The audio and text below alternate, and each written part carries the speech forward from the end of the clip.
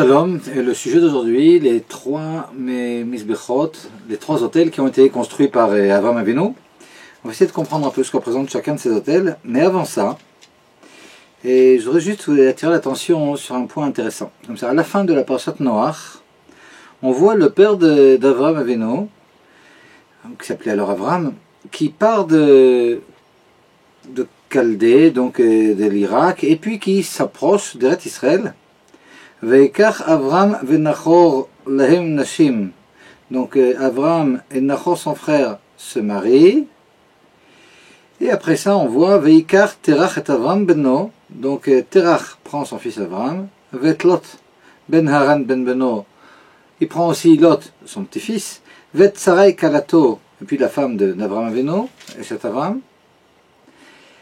Eshet Avram beno. Veitzu itam Ur-Kasdim. Alors ils s'en vont de Ur-Kasdim, donc qui était donc en Chaldée, en Irak. Lalechet Artsa Knan, il part pour aller vers Eretz Knan. Akadosh Baruch Hu lui a rien demandé. Ouais, malgré tout, il y a une voix intérieure qui lui dit, il se passe quelque chose là-bas, c'est là-bas qu'il faut être. Vayavo à Haran, mais ils ne sont jamais arrivés en Eretz Knan. Il s'arrête à Haran finalement, Haran qui est en Syrie d'aujourd'hui. Vayejvu Sham. Et donc, ils ont avancé d'Irak en Syrie, ils se sont arrêtés là-bas. Et c'est alors au début de notre paracha que Vayomer Hashem el Avram lech lecha ma'artzecha u'moladecha u'beit avicha l'Eretz asher areka vers la terre que je te montrerai, etc. Et puis là aussi c'est intéressant, si on regarde un peu les pérégrinations de Avraham Avinu, donc alors Avram, on s'aperçoit qu'il arrive du nord. Alors au début on le voit à Shrem, après on le voit entre Bethel et Haï, donc un peu plus au sud. Et puis de là-bas il descend jusqu'à Hebron, et on voit qu'il s'est pas arrêté à Yerushalayim. C'est-à-dire que pendant là, Avram, quand il arrive, Lech Lecha, il avait 75 ans, nous dit la Torah, et la Kedat Yitzhak, elle était lorsque Yitzhak Avinu avait 37 ans, c'est-à-dire lorsqu'Avraham Avinu avait 137 ans, donc une soixantaine d'années plus tard, et uniquement une soixantaine d'années plus tard, alors pour la première fois, on voit Avraham Avinu qui, par la voie divine, est dirigé vers finalement Yerushalayim, le Har HaBayit. Et c'est là qu'il va y avoir la Kedat Yitzhak. Et donc pendant des dizaines d'années, Avraham tourne autour, mais n'a pas encore trouvé Yerushalayim jusqu'à ce qu'Akadosh Baruch Hu lui indique l'endroit. Bon, juste comme ça, un petit point qui était intéressant, ouais, quand on regarde un peu ici le parcours que va faire Avraham Avinu. Toujours est-il par rapport aux misbechot, par rapport aux hôtels que Avraham Avinu va construire. Alors c'est très intéressant, parce qu'il y en a trois, puis on va voir ce que Rashi dit sur chacun des trois. Alors pour le premier, il arrive à l'endroit de Shrem. Donc apparaît à Avram, c'est à ta descendance que je donnerai cette terre. Alors ici évidemment il y a deux surprises. D'abord il y aura une descendance, parce que Avram n'avait pas d'enfant. Et c'est en plus à cette descendance que je donnerai cette terre, donc deux promesses, celle d'une descendance et celle de la terre. Et donc à ce moment-là, à cet endroit-là, après avoir entendu cette promesse divine, Avram va construire un misbeach. Nous dit Rashi, pourquoi il construit ce misbeach? Pour les bonnes nouvelles. Ce misbeach, cet autel, sur lequel, évidemment, il va apporter un korban, un sacrifice, il le fait pour la bonne nouvelle, pour remercier Akadosh Baruch Hu de la bonne nouvelle qu'il aura une descendance et puis qu'il recevra aussi en héritage de Eretz Israël. Le passage juste après, alors il va maintenant vers la montagne, il descend un peu plus au sud et puis il arrive à l'est de Bethel. Il plante là-bas sa tente, Bethel Miyam Vaï Mikedem, alors que Bethel est à l'ouest de l'endroit où il se trouve, Vehaï, la ville de Haï, Mikedem se trouve à l'est, et puis à nouveau, il va maintenant édifier, il va construire un misbeach, un autel. Et là on pourrait se demander, alors juste avant il y a une bonne nouvelle qu'il a entendue, mais là, pourquoi il va faire cet autel? Et nous explique Rashi, Ve'ven Hasham misbeach, nitnaba she'atidin banav leikashel sham alavonachan, c'est-à-dire, il a vu en prophétie qu'à cet endroit-là, l'endroit de Haï, ses descendants allaient finalement fauter, il allait y avoir un problème, ils allaient tomber plus exactement, à cause de la faute de Achan dont on va parler tout de suite, et donc il a prié pour ses enfants. Vous savez que lorsque les Bnei Israël entrent au début du livre de Yoshua en Eretz Canaan avec Yoshua, alors on comprend que Akadosh Baruch Hu est avec eux, puis les Nissim, les miracles, continuent à se perpétuer comme ils avaient eu l'habitude pendant le désert et puis en Égypte. Alors on sait qu'il va y avoir 31 rois qu'il va falloir vaincre. Et on arrive alors d'abord à Yéricho, puis alors pour Yéricho, la ville de Jéricho, mais c'est pas un problème. Akadosh Baruch Hu leur dit quoi faire, puis ils font 7 tours comme ça d'Akafot autour de la ville, et puis tac, les murailles tombent, et c'est comme ça qu'ils rentrent dans la ville, il n'y a aucun problème. Mais seulement, alors là ils s'étaient habitués à toutes ces choses qui sont très magiques. Et puis ils arrivent finalement à la ville de Haï, et puis là tout d'un coup, c'est la première défaite. Et on ne comprend pas parce que le Ham Israël se trouve maintenant, il entre en Eretz Israël avec toute l'aide divine qu'on connaît depuis déjà bien longtemps. Alors pourquoi cette défaite? Et puis finalement, Akadosh Baruch Hu dévoile qu'il y avait eu un problème. Il y avait un problème, c'est que lors de la prise de Yéricho, Akadosh Baruch Hu avait déclaré un anathème, un harem. Akadosh Baruch Hu avait déclaré qu'on ne prendrait absolument rien de la ville de Yéricho. Alors que dans une guerre, on peut prendre les biens de l'ennemi. Mais ici, de façon bien spécifique, il s'agit de la première ville qui est conquise lorsque l'on rentre en Eretz Israël. Et puis, alors le début, comme la chala qui est prélevée sur la pâte, comme les bikurim, les premiers fruits des 7 fruits d'Eretz Israël qu'on apporte au Beth Amikdash, comme les 3 premières années de l'arbre Orla, puis après Neta Réveillé, la 4e année, ces premières années où ces fruits, on ne pourra pas les consommer. Alors il y a toujours comme ça les prémices qui sont apportées à Kadosh Baruch Hu. Là, les prémices d'Eretz Israël aussi ne doivent pas être touchées, il y a une certaine sainteté sur eux. Or, Achan, de la tribu de Shimon, lui a blasphémé finalement, et puis il a volé de l'or, il a volé toutes sortes de choses qui sont détaillées dans le livre de Yoshua. Et finalement, ça on le comprend uniquement après la défaite de Haï. Et Baruch Hashem, finalement, les Bnei Israël s'en sont bien sortis, puis ils ont réussi à vaincre en fin de compte Haï et puis les villes qui ont suivi. Mais malgré tout, il y a eu déjà un premier échec. Et on peut dire que la raison pour laquelle finalement ils s'en sont bien sortis, c'est parce que Avraham Avinu, plus de 500 ans avant, puisque Avraham Avinu est né en 1948, donc lorsqu'il avait 75 ans, c'est un peu plus que l'an 2000, ils arrivent en Eretz Israël, les Bnei Israël, 40 ans après être sortis d'Égypte, ils sont sortis d'Égypte en 2448, donc 2488, en tout ça fait à peu près 500 ans après l'époque d'Avraham Avinu que se passe cette histoire. Et puis si finalement ils s'en sont bien sortis avec l'histoire de Haï malgré une première défaite, c'est parce que Avraham Avinu, en arrivant à Haï, il est allé à Haï sachant exactement ce qu'il avait à faire là-bas. Il a vu par prophétie que Haï allait tomber. Il ne s'agit pas juste d'une petite défaite, il s'agit de la première défaite des Bnei Israël dans leur conquête d'Eretz Israël, donc il y a quelque chose de symbolique ici. Et Baruch Hashem, cette défaite a été assez relative par le mérite d'Avraham Avinu, qui, lorsqu'il rentre en Eretz Israël, une des premières choses qu'il fait, c'est qu'à cet endroit, à Haï, il va édifier un autel sur lequel il va apporter des corbanotes pour prier finalement,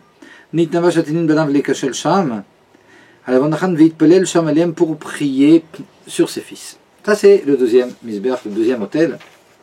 Et puis on continue. Alors c'est déjà un peu plus loin. Là c'était au début de la paracha, et puis on arrive maintenant à la fin de la 3e montée.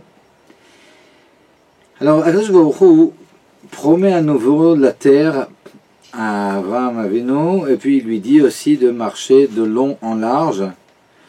Et toute cette terre que tu vois, c'est à toi que je donnerai, et puis à ta descendance à jamais. Mais ça me dit dit à Kadosh Baruch Hu, ta descendance, je la mettrai nombreuse comme la poussière de la terre.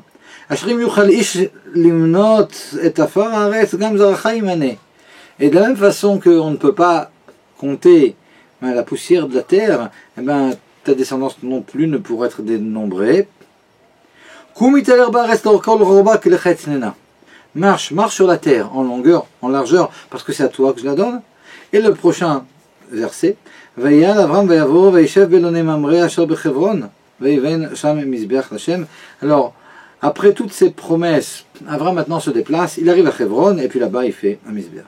On pourrait se dire pourquoi ce Mizbeach, et puis quand on cherche dans Rashi, alors que pour les deux autels précédents, Rashi nous a expliqué, le premier, c'est par rapport à la bonne nouvelle qu'il aurait une descendance, et puis qu'il allait hériter de la terre. Le deuxième, c'est parce que finalement il avait là-bas près de Haï le besoin d'aller prier pour la sauvegarde d'Ebné Israël lorsqu'ils arriveront à Haï. Donc c'est ce qu'il a fait, il a fait un autel par rapport à ce sujet. Mais ici, le troisième, on ne comprend vraiment pas pourquoi il le fait. Alors on pourrait dire, bon, vous savez, certains de nos chachamim disent que va marcher sur la terre parce que je vais te la donner. Et certains commentateurs disent, mais lorsque Abraham Avinu a marché en longueur, en largeur, finalement il a fait le kinyan, il a acquis de cette façon-là Eretz Israël. Alors on pourrait dire, d'ailleurs c'est ce que dit le Midrash aussi, le Midrash Rabbah, il dit que ce troisième Mizbeach il a été fait pour remercier Akadosh Baruch Hu de l'acquisition de la terre. Bon, au niveau du Midrash, ça rentre très bien, mais seulement Rashi qui explique d'après le sens premier et ces différentes parachiotes, et pour lui ça ne peut pas rentrer. Parce que on parle ici qui est kol haaretz asher ata roeh lecha etznena u'le'aracha ad olam. C'est ta descendance, une deuxième fois, je donnerai. Ici, d'après le pshat, d'après la première compréhension, cette terre n'est pas encore donnée à Abraham Avinu. Et donc, d'après ce pshat, cette première compréhension, le fait d'avoir marché en long et en large dans Eretz Israël, c'était pas pour l'acquisition, peut-être pour voir ce que ses descendants allaient acquérir, mais en tout cas, il n'y a pas eu ici encore, d'après le pshat de Rashi, en tout cas, d'acquisition d'Eretz Israël. Et par conséquent, donc, dire que c'est pour avoir acquis la terre, il n'a pas encore acquise réellement, qu'il construit ce Mizbeach, cet hôtel, ça ne marche pas très bien. D'autant que, après, il se déplace, il va à Hebron, et c'est à Hebron qu'il va construire l'hôtel. Donc si déjà, à l'endroit où il a marché, ou à l'endroit où Akadosh Baruch Hu lui a promis maintenant que sa descendance serait nombreuse comme la poussière, par rapport à tout ça, il devrait faire un hôtel. Mais pourquoi maintenant, après toutes ces histoires-là, il se déplace, il va à Hebron, et puis Veiven Sham Mizbeach Hashem. Et en plus, ce Veiven Sham Mizbeach, c'est là-bas cet endroit, donc à Hebron, qu'il construit le Mizbeach. Veiven Sham, là-bas il a construit. C'est quelque chose qu'on retrouve pour les trois Mizbeachot, pour les trois hôtels. La première fois à Shrem, Veiven Sham Mizbeach Hashem Nirei Elav. Alors pourquoi on nous dit que c'est là-bas qu'il a construit? Parce que c'est là-bas que Kadosh Baruch Hu s'est dévoilé à lui pour lui promettre qu'il lui donnerait une descendance et puis Eretz Israël. La deuxième fois aussi, il arrive à Haï. Près de Haï, Veiven Sham Mizbeach Hashem. Alors là-bas, il construit un hôtel. Pourquoi là-bas? Parce que c'est là-bas que ses enfants vont tomber. Après, le problème, comme on dit, de Yericho, la première ville qu'ils vont essayer de conquérir, c'est Haï, et puis là-bas, donc il va y avoir un échec. Et donc c'est là-bas qu'il va construire le Mizbeach. Et comme la troisième fois, il s'installe dans les plaines de Hebron, et c'est là-bas qu'il construit un Mizbeach, on comprend aussi que ce là-bas il nous fait comprendre que le Mizbeach, le troisième hôtel, a un rapport qu'il faut définir, qu'il faut comprendre avec Hebron, avec l'endroit, sinon on ne doit pas dire là-bas de façon spécifique. Par conséquent, il faut comprendre ce qu'il y a de spécial ici, pourquoi ce troisième Mizbeach, pourquoi Rashi ne nous dit pas aussi quel est le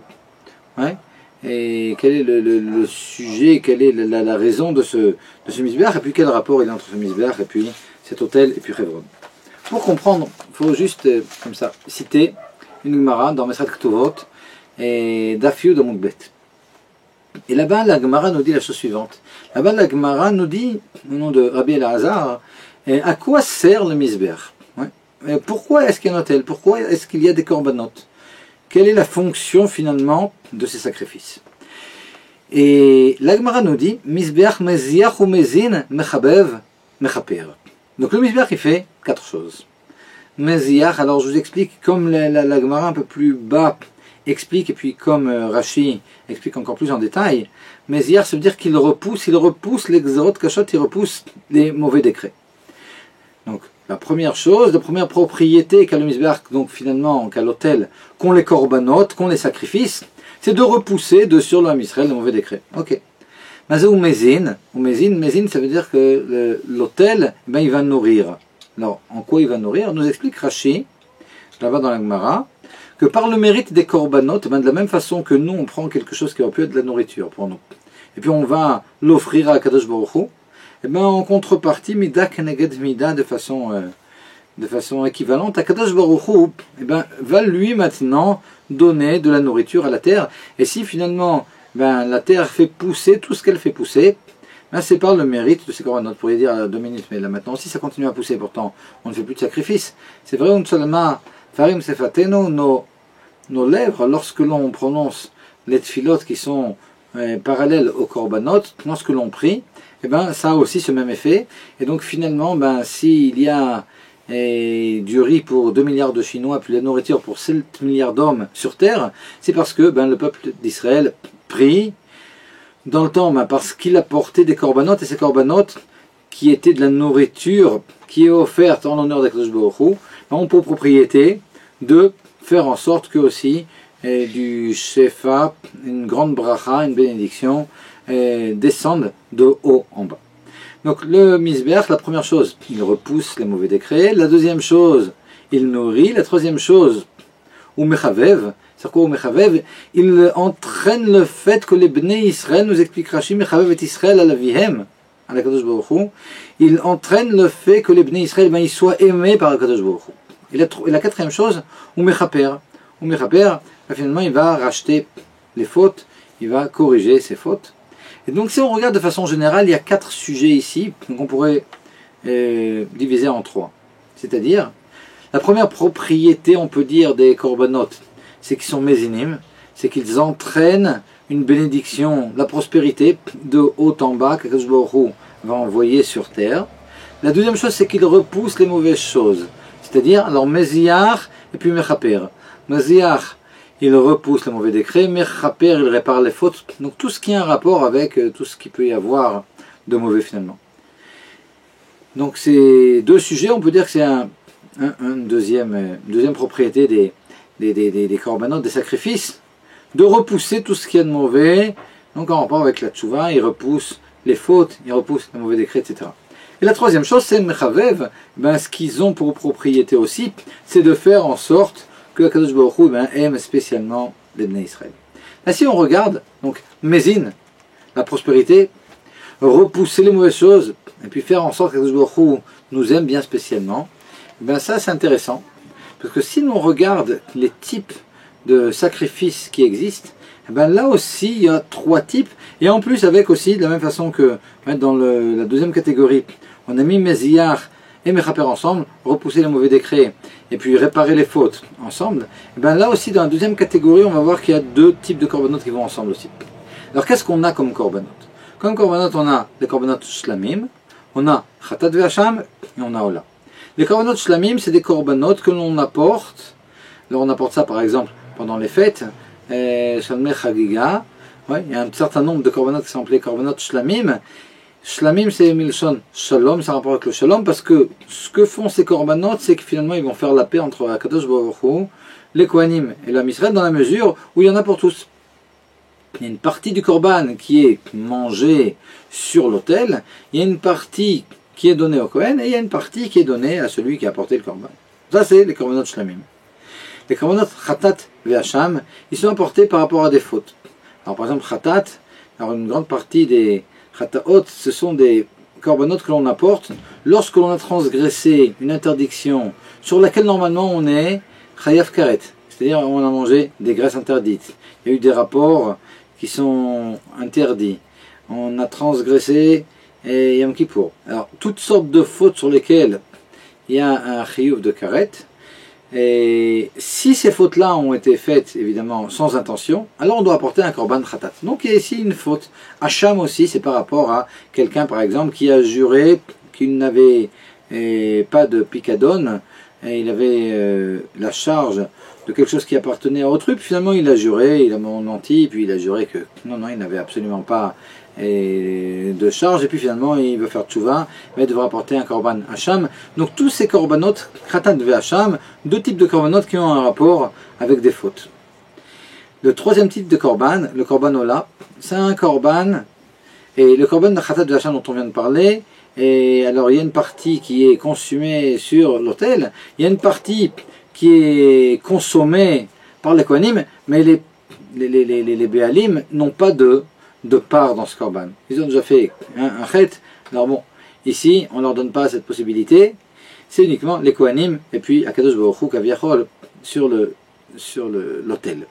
Maintenant, en ce qui concerne le korban ola, ben non seulement les propriétaires, ceux qui vont apporter le korban, n'ont pas de part dans ce sacrifice, mais les Kohanim non plus n'ont pas de part. Un korban ola, c'est un korban qui est kulo l'Hashem, c'est un korban, un sacrifice que l'on apporte sur l'autel, qui est complètement consumé pour Akadosh Baruch Hu. Ben finalement, si on regarde comme ça ces trois types de korbanot, ben on peut comprendre qu'ils sont en rapport avec les trois propriétés du misbéach de l'autel dont on a parlé précédemment. Si on regarde les shlamim, on avait dit que la première propriété de l'autel, c'est que mézine. Ce que va faire l'autel, ce que vont faire les korbanot, c'est qu'ils entraînent une prospérité, ils entraînent une bracha qu'Akadosh Baruch Hu va donner et sur terre. Ben, on peut comprendre que ça quelque chose qu'on retrouve comme ça en finesse dans le korban shlam, dans les korbanot shlamim, dans la mesure où les korbanot shlamim, ben, il y a une partie qui est mangée. Donc déjà on retrouve ici cette nourriture qu'entraîne le korban, de façon symbolique en tout cas. La deuxième chose, le fait que les korbanot ils sont meziach ou mchaper, le fait qu'ils repoussent le mauvais décret, et le fait aussi qu'ils rachètent, qu'ils réussissent à réparer les fautes, ben ça a un rapport avec le korban khatat et le korban hacham. On a dit ces korbanot ils ont un rapport, ces sacrifices ont un rapport avec des fautes que l'on a faites. Donc ça va bien. Et puis le troisième type de korban, qui n'est pas apporté pour des fautes, qui est apporté à Kadosh Baruch Hu. On peut venir comme ça, puis dire qu'on veut apporter un korban ola, et tous les matins, tous les soirs dans le Beth Amikdash, un korban ola aussi est rapporté. Il n'a pas de rapport maintenant avec des fautes qui ont été faites, et on peut comprendre que ce korban, il a un rapport avec le fait que les korbanot soient mechavevim et aviem, l'aviem et Israël, l'aviem shava shamayim. C'est évidemment quand on va porter ce korban, puis on n'a aucun intérêt, non seulement pour nous, mais ni pour les Kohanim, on peut comprendre que ce que nous disent les Chachamim, que les korbanot, ils sont le misbeach, il est mechavev, il fait aimer finalement les Bnei Israël. Alors précisément, lorsqu'il s'agit de korban ola, c'est quelque chose où on ressent vraiment cet amour que peut avoir Kadosh Baruch Hu pour des Bnei Israël qui font quelque chose sans intérêt. Donc trois catégories d'effets de l'autel. L'autel amène la prospérité, l'autel repousse tout ce qui est mauvais, l'autel entraîne l'amour par Kadosh Baruch Hu des Bnei Israël. On retrouve ça dans les trois sortes de korbanot.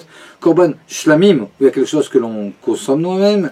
Korban chatat ve'asham, en rapport avec des fautes. C'est korban ola, qui est quelque chose que l'on donne avec un grand amour à Kadosh Baruch Hu, et donc il va développer aussi chez Kadosh Baruch Hu l'amour de Israël.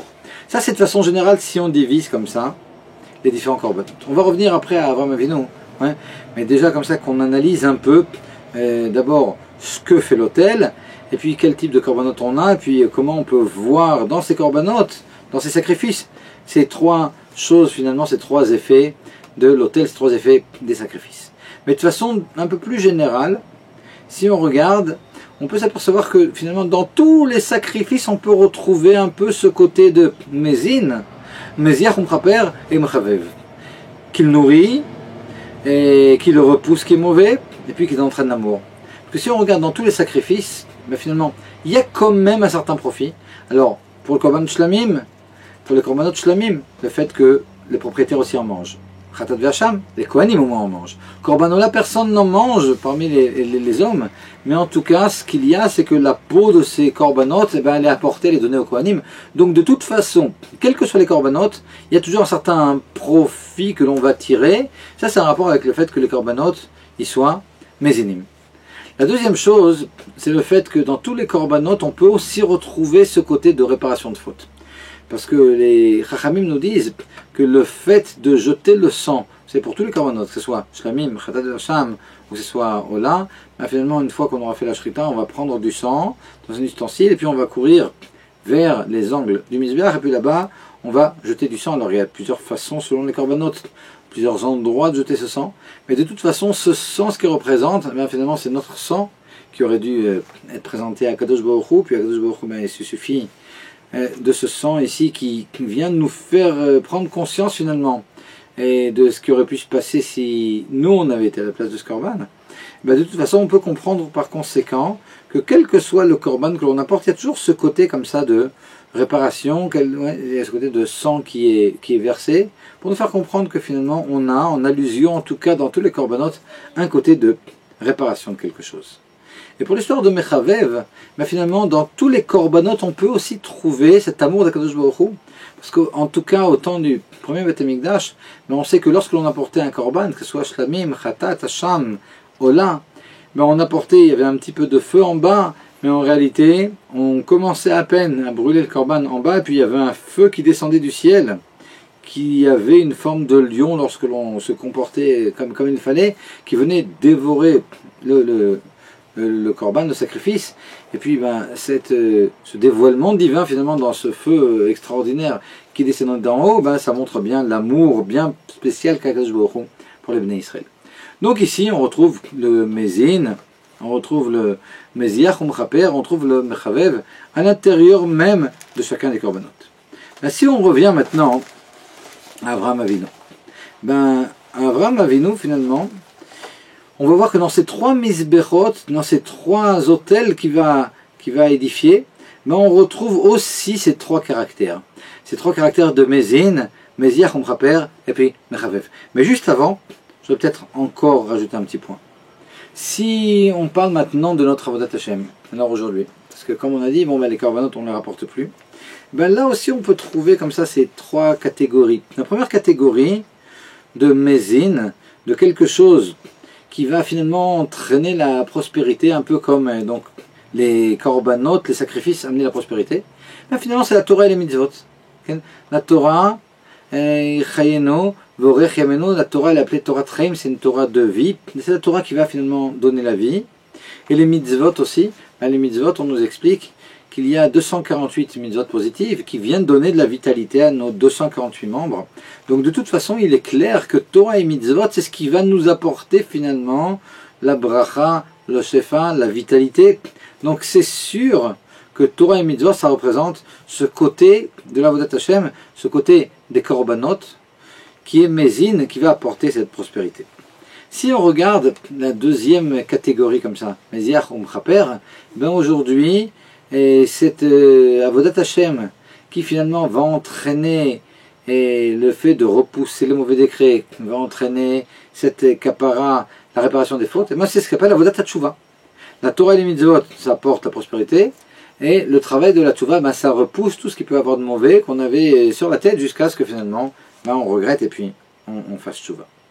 Mais il y a un troisième aspect dans l'Avodat Hashem, c'est une Avodat Hashem que l'on fait sans aucun intérêt, comme la Messirut Nefesh, le don de soi, que l'on fait vraiment purement pour Akadosh Baruch Hu. Alors évidemment, dans Torah et Mitzvot, dans Teshuvah aussi, on peut faire ça pour Akadosh Baruch Hu.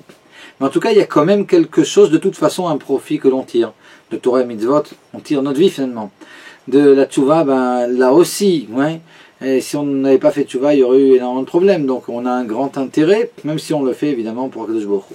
Mais il y a quelque chose de complètement pur qu'on peut faire pour Akadosh Baruch Hu qui n'a pas de rapport direct avec Torah et Mitzvot au premier sens du terme, ou avec la Teshuvah, ben c'est cette Messirut Nefesh, ce don de soi que l'on peut avoir, soit au premier sens du terme, soit à un autre sens, dans lequel il y a un don de soi pour Hachem, sans aucun calcul, évidemment, quelque chose comme ça, ben c'est un rapport avec Mechavev. Évidemment, lorsque l'on fait un don de soi pour Hachem, ben il n'y a rien de mieux pour finalement être aimé par Akadosh Baruch Hu, même si c'est pas ce qu'on recherche, parce qu'on ne recherche absolument rien ici à ce niveau-là, on fait tout pour Hachem et pas pour nous, c'est pas nous qui sommes ici, le centre. Mais si on comprend tout ça, revenons maintenant à Avraham Avinu, on va faire juste une petite introduction. Vous savez, il y a un klal, il y a un principe sur lequel Maaseh Avot Siman Lavanim. Alors dans le Midrash, c'est quelque chose qu'on retrouve beaucoup dans le livre de Bereshit, c'est quelque chose que le Ramban Nachmanide a rapporté beaucoup aussi dans son commentaire du livre de Bereshit. Ce principe sur lequel Maaseh Avot Siman Lavanim, ce qu'il nous dit, c'est que ce qu'ont fait les Avot, Avraham, Yitzhak et Yaakov, et bien finalement ça sera un signe pour les fils, mais on explique que c'est beaucoup plus qu'un signe. C'est finalement ce qui va donner la possibilité aux fils, aux descendants, finalement au peuple juif, aux descendants d'Abraham, Yitzhak et Yaakov, de faire quoi que ce soit.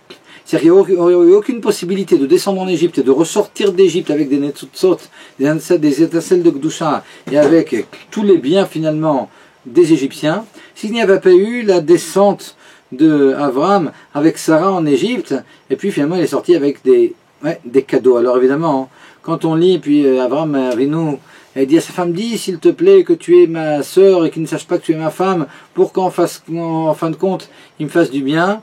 Et Leman itavli ba'avorer. Alors nous dit Rashi, pour qu'on me donne des cadeaux, on pourrait se dire 2 minutes, de quoi on parle? Quand Abraham Avinu, il va demander à sa femme de se mettre en danger, d'être prise finalement par Paro pour avoir des cadeaux, de quoi il s'agit? Mais si on comprend que ces cadeaux finalement, c'est ce qui va donner la possibilité au Ham Israël quand il va descendre en Égypte, de sortir aussi avec tous ses biens, alors que ce soit les biens matériels ou que ce soit les biens spirituels de toutes les étincelles de Gdusha qu'ils ont repris d'Égypte, on comprend qu'ici il y avait quelque chose qui était extrêmement important que devait faire Abraham Avinu. Finalement, alors c'est quelque chose qu'on peut reprendre avec Abraham, Yitzhak et Yaakov dans leur vie. Non seulement tout ce que les fils vont faire ne pourra être fait au niveau général du Ham Israël, au niveau particulier aussi qui nous concerne, s'il n'y avait pas une source de toutes ces choses-là chez les pères, mais ça va dans les deux sens. C'est-à-dire que si on regarde tous les détails de tout ce que font les pères, finalement tout ça, tout ce qu'ils ont fait, c'est pour nous, et dans tous leurs actes, on peut trouver toutes sortes de choses qui sont là pour préparer le terrain en fils. Et par conséquent, lorsqu'Abraham Avinu va construire ces 3 Mizbechot, mais il prépare justement ces 3 aspects des korbanot qu'il y aura chez le Ham Israël, ou bien ces 3 aspects de la Avodat Hashem, parce qu'on a dit que c'était en rapport, et l'aspect des korbanot ou de la Avodat Hashem qui va donner finalement de la bracha, de la vitalité, de l'opulence. Le deuxième aspect qui va repousser tout ce qui peut être mauvais, Meziach ou Mechaper, dans la Avodat Hashem, la Avodat Tshuva. Ou le troisième aspect qui est Mechavev et Israël le Aviem Shebashamayim, qui va faire en sorte cet aspect que les Bnei Israël ils seront très très bien vus et aimés par Akadosh Baruch Hu, très considérés parce qu'ils auront fait quelque chose de complètement lishma, leshem shamaim, vraiment par pureté, par intégrité pour Akadosh Baruch Hu. Ça c'est ce qui représente finalement cette avoda de Mesirut Nefesh. Ces 3 genres d'Avodot Hashem, ces 3 aspects qu'il y a dans les korbanot, ces 3 types de korbanot, ces 3 types d'Avodot Hashem, de Torah et Mitzvot d'un côté, de Tshuva et de Mesirut Nefesh, mais ils sont possibles, les fils peuvent les faire uniquement parce que ça a été commencé par Abraham Avinu. Alors comment c'est commencé par Abraham Avinu? Lorsqu'il arrive à Shrem et quelque jour lui dit les c'est à ta descendance que je donnerai cette terre, finalement tous les besoins, que ce soit matériel ou spirituel que peut avoir un homme par rapport à sa descendance finalement, c'est toute sa finalité. Donc c'est vraiment le besoin par excellence que peut avoir un homme. Et puis la terre, alors la terre c'est ici Eretz Israël, alors la terre c'est évidemment toute la spiritualité que peut avoir Eretz Israël, c'est aussi, la terre c'est aussi la bracha, c'est aussi la parnassa, et la terre c'est ce qui va nous donner finalement l'abondance.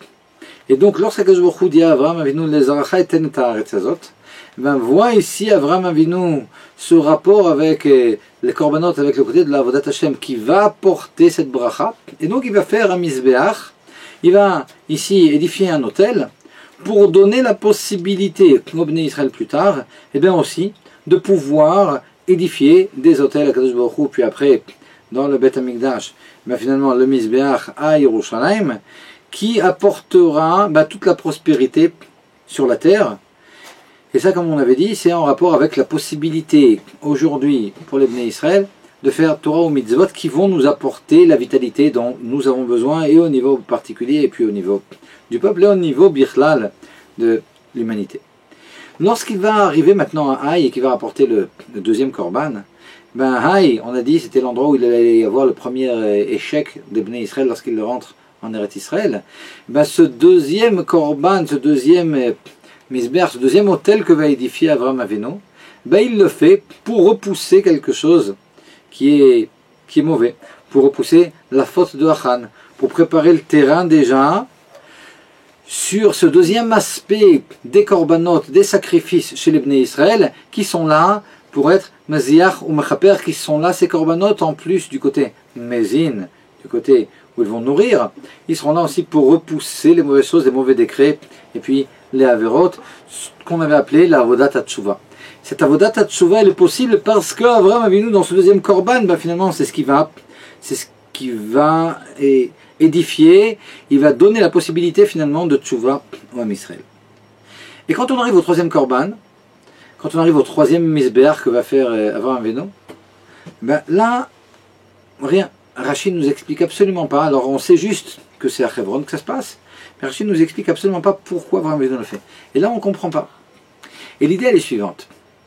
Si on vous dit pourquoi est-ce qu'il faut amener les Bnei Israël, pourquoi cette mitzvah d'Avat Israël, on peut dire bon bah comme ça et le monde est beaucoup plus beau, et puis c'est quelque chose qui est réciproque, finalement si chacun aime son prochain, bah, tout ira bien, puis on pourra trouver toutes sortes de raisons.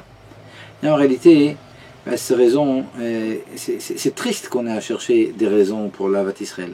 Vous savez, il y a une notion de Ahavat Tluya Badavar Va'ahava She'eina Tluya Badavar. Il y a l'amour intéressé et l'amour inintéressé. Alors la Mishnah dans Pirkei Avot, elle nous parle de l'amour intéressé, c'est l'amour de Amnon pour sa demi-sœur Tamar. Alors il va avoir envie de sa demi-sœur, puis après il la jette. Un amour intéressé, quand on a un intérêt, on prend, puis après c'est jetable. Mais il y a l'amour inintéressé, c'est l'amour de David et Jonathan, au point même que le Harizal, vous savez qu'il y a une notion qui s'appelle le Ibur Neshamot, le Tanya en parle un peu, et le Harizal en parle beaucoup. Et c'est la possibilité, lorsque l'on arrive à un certain niveau, d'avoir un ajout de Neshama d'un tzaddik qui est déjà décédé, et dont la Neshama va s'ajouter à la nôtre, une partie de sa Neshama va s'ajouter à la nôtre pour nous aider dans notre Avodat Hashem. Alors ça se fait après la mort d'un tzaddik qui peut nous aider, à chacun d'entre nous, dans notre Avodah. Mais du vivant, qu'il y ait un hibour d'une personne dans une autre, ça c'est quelque chose qu'on ne trouve pas tellement. Ben, le Harizal nous dit oui, ben, c'est quelque chose que l'on trouve chez David et Jonathan. L'amour de David et de Jonathan était tellement grand que leur neshamot déjà de leur vivant était lié. D'ailleurs on peut trouver ça dans Jonathan qui s'appelle, à partir de la rencontre avec David Amelech, Yehonatan, et ce He qui est rajouté, ben, c'est la Gematrtana de David. David, ouais, c'est Dalet, Vav, Dalet, 4 et 6, 10, et encore 4. 14, hein, le 14, 4 et 1, ça fait 5, c'est ce He qui est rajouté à Jonathan, Yehonatan, qui représente le Hibour. D'ailleurs, le Hibour, ouais, c'est le fait d'être enceinte pour une femme, ça a un rapport aussi avec le He, la multiplication. Et par conséquent, ben, il y a cette possibilité de Hibour Neshama, d'une Neshama dans une autre, quand il s'agit d'une Ahava qui est extrêmement grande. Mais là, c'est quand même quelque chose de bien spécial. Pour revenir comme ça à notre sujet, ben, l'amour inintéressé, c'est en particulier, c'est un amour qui est semblable à l'amour de David et Jonathan, quelque chose d'extrêmement beau. Ça c'est Ahava She'eina Tluya Badavar. On explique dans la Chassidoute ce terme, Ahava She'eina Tluya Badavar, l'amour qui ne dépend de rien. Ben, c'est l'amour qui ne dépend même pas d'une cause, d'une raison. C'est-à-dire que de la même façon que l'on s'aime et qu'on ne se demande pas pourquoi on s'aime, ben là aussi cette question, ben pourquoi il faut qu'il y ait Avat Israël, c'est pas une question qui est légitime. Cette question n'a pas de raison d'être, parce qu'on ne doit pas se poser cette question, c'est quelque chose qui est atzmi, c'est quelque chose qui est essentiel. De la même façon qu'on s'aime soi-même, on aime les Bnei Israël, ouais. On n'a pas de raison à chercher. Et bien là, c'est exactement la même chose pour Akadosh Baruch Hu. Ce troisième Mizbeach, ben, qu'est-ce qui vient symboliser ce troisième autel? Ben, ce qui vient symboliser, finalement, c'est le troisième aspect des korbanot. Premier aspect, ils amènent la prospérité. Deuxième aspect, ils repoussent tout ce qu'il y a de mauvais. Le troisième aspect, à korbanot, un Mizbeach, Mechavev et Israël Aviem Shabbat Shamayim, c'est ce qui va faire en sorte que Akadosh Baruch Hu nous aimera. Ben ça, c'est un rapport avec un troisième aspect dont on avait parlé dans la Avodat Hashem, la Misirut Nefesh. Cette Misirut Nefesh, ce don de nous, cette chose qui est complètement désintéressée, ça, c'est l'aspect finalement du Korban qui est Mechavev et Israël Aviem Shabbat Shamayim. Eh bien, lorsqu'on arrive maintenant à Hebron, et Hebron c'est un rapport avec Hebron Milshon Chibour. Hebron c'est celui qui relie, c'est la ville où l'homme Israël est relié, alors là par le biais des Avram Yitzhak et Yaakov qui se retrouvent là-bas, et puis des Maot aussi, et Rivka, et Sarah, Rivka, et puis Léa qui se trouve là-bas. On a aussi Adam et Chava qui sont à Hebron. Mais de toute façon, Hebron c'est la ville qui va nous lier avec Kadosh Baruch Hu, c'est quelque chose d'essentiel, c'est quelque chose de viscéral. Et bien dans cette ville ici de Hebron, Abraham Avinu va faire ce troisième Mizbeach. Et ce troisième Mizbeach, finalement, ben, Rashi ne se demande pas pourquoi il est. Parce que si Rashi avait dit qu'il était pour une raison, ben, c'est un peu comme chercher une raison pour la Vat Israël, mais il aurait manqué quelque chose. Ouais, la Avodat Hashem dans cette troisième partie, et c'est pas une Avodat Hashem qui est là pour donner la prospérité. C'est pas la Avodat Hashem qui est là comme la Tchouva pour réparer quelque chose. C'est une Avodat Hashem lishma qui n'est pas faite pour quelque chose. C'est un état, on est un avec Akadosh Baruch Hu, et donc on ne recherche absolument pas de raison, même à Savet Avodat Hashem. Et donc à ce misbeach, Rashi ne pouvait pas donner de raison d'être édifié, d'être construit. Parce que c'est complètement au-dessus de l'entendement, ça vient symboliser l'union intrinsèque qu'il y a entre Akadosh Baruch Hu puis les Bnei Israël. Mais finalement, ces trois misbechot, c'est ce qui a donné aussi la possibilité au Ham Israël finalement de construire le premier Beth Amikdash, le second Beth Amikdash, et Bezrat Hashem Bekarov, le troisième Beth Amikdash. Parce que le premier Beth Amikdash, il a un rapport avec le travail des tzadikim, c'était la 15e génération depuis Abraham Avinu, la génération de Shlomo HaMelech qui a construit le Beth Amikdash. Donc une génération où la lune, 15e génération, nous dit le Zohar, Kiyama Siyara Vashremuta, la lune était pleine, ce qui représente une plénitude du Ham Israël en tout cas, et c'était l'apparence qu'avait cette génération, une génération a priori de gens qui sont vraiment intègres. C'est ce premier Beth Amikdash qui représente Torah et Mitzvot de façon vraiment pleine.